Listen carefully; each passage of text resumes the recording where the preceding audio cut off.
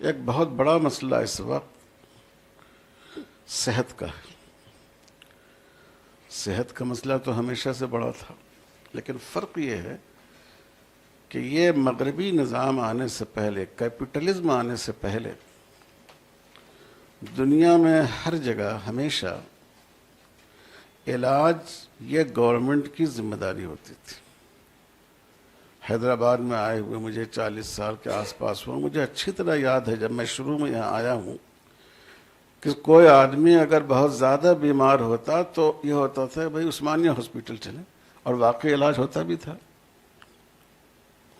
اب لوگ یہ محسوس کرتے ہیں کہ اگر کسی کو اللہ تعالیٰ کے ہاں جلدی پہنچنا ہو تو وہ عثمانیہ ہاسپٹل چلا جائے۔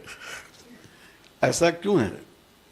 ایسا اس لیے ہے کہ یہ جو سرمایہ دارانہ نظام ہے، اس میں حکومت چاہتی ہے کہ اس کو زیادہ سے زیادہ ٹیکس آئے۔ ہندوستان میں یہ اس وقت سے بڑھ گیا، راجیو گاندھی کے اخیر دور سے، جب رشین نظام سے ہندوستان نے پوری طرح اپنے آپ کو الگ کر لیا۔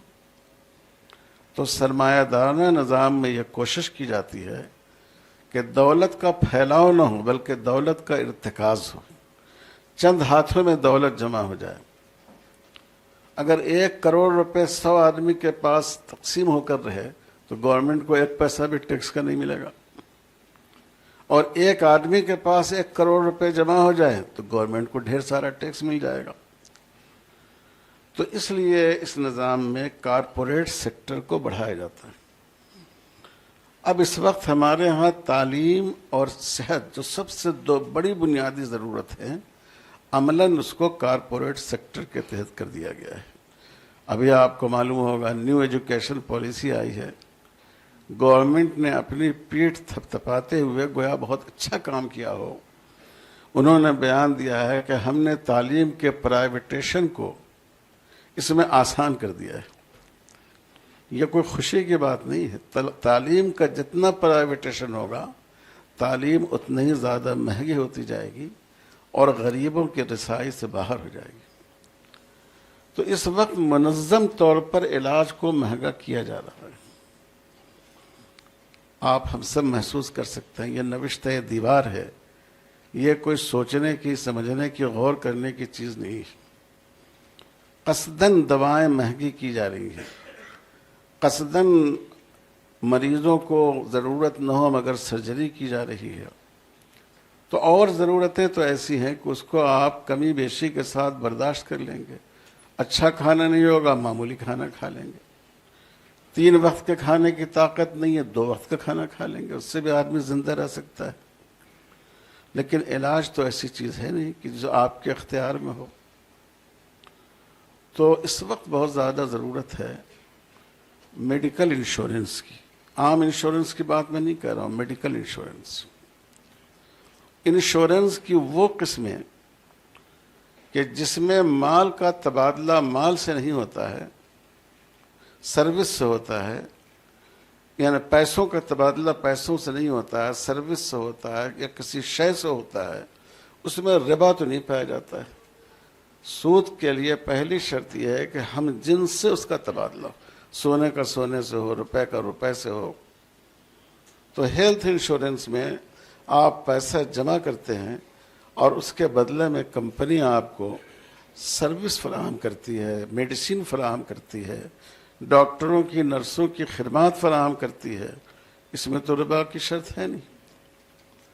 اور ایک پہلو قمار کا ہے، اس کے بارے میں بھی علماء کی رائے یہ ہے کہ اس میں قمار کی جہت بہت خفیف ہے۔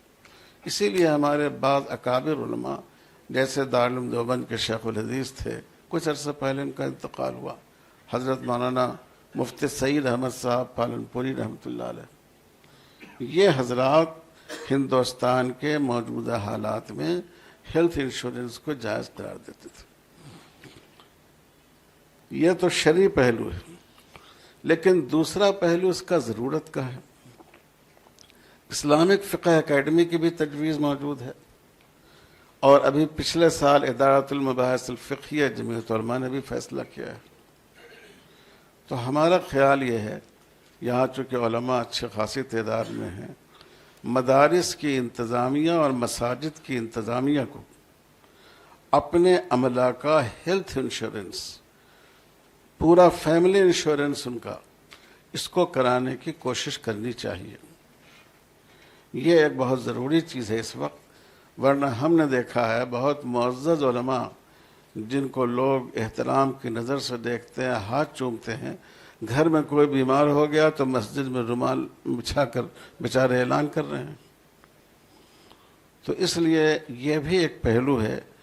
ہمارے ریاض صاحب نے مجھ سے کچھ کہا نہیں کہنے کو، لیکن میرے دل میں خود یہ بات آ رہی ہے، یہ اس اسکیم کو شروع کر رہے ہیں اور یہ بھی کوشش کر رہے ہیں کہ اس کو زیادہ سے زیادہ شریعت سے قریب تر کیا جائے۔